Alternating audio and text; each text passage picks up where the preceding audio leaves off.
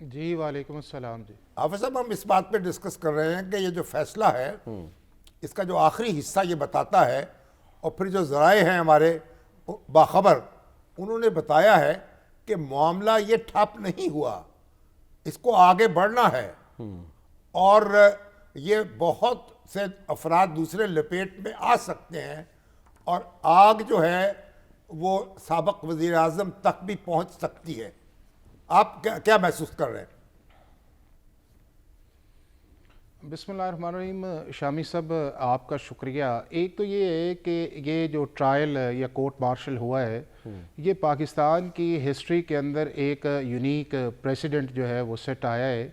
کہ آپ نے دی ہائیسٹ ملٹری انٹیلیجنس جو ہے، جو آپ کی ISI ہے، اس کے چیف کو جو آپ نے کورٹ مارشل کیا ہے، اور اس کے اندر آپ نے ایک اور جو یونیک چیز اس کے اندر آئی ہے کہ جنرلی یا تو آپ کو چارج کیا جاتا ہے ڈیورنگ دی سروس کہ آپ نے کوئی ایسا کام کیا ہے جو ملٹری لاز کی وائلیشن ہے،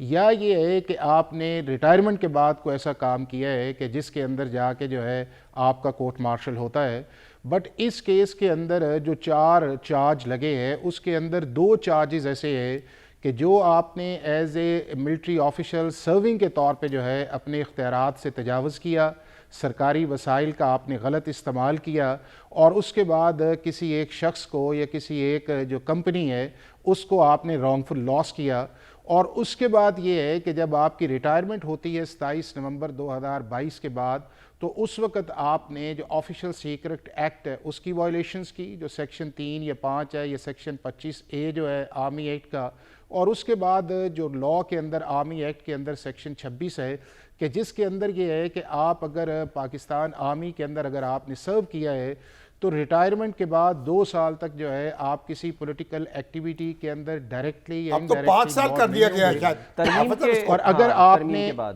2023 میں یہ 2023 میں امینڈمنٹ آئی تھی، اور اس کے بعد یہ ہے کہ اگر آپ کسی سینسٹیو پوزیشن پہ رہے ہیں، جس طرح آرمی چیف ہے یا آپ DGISI ہے یا کور کمانڈرز ہے یا MI ہے، تو اس کے اوپر قدغن جو ہے وہ آپ کی 5 سال کی جو ہے وہ لگائی گئی ہے کہ 5 سال جو ہے آپ کسی پولیٹیکل ایکٹیویٹی کے اندر ڈائریکٹلی یا انڈائریکٹلی نہیں آئیں گے۔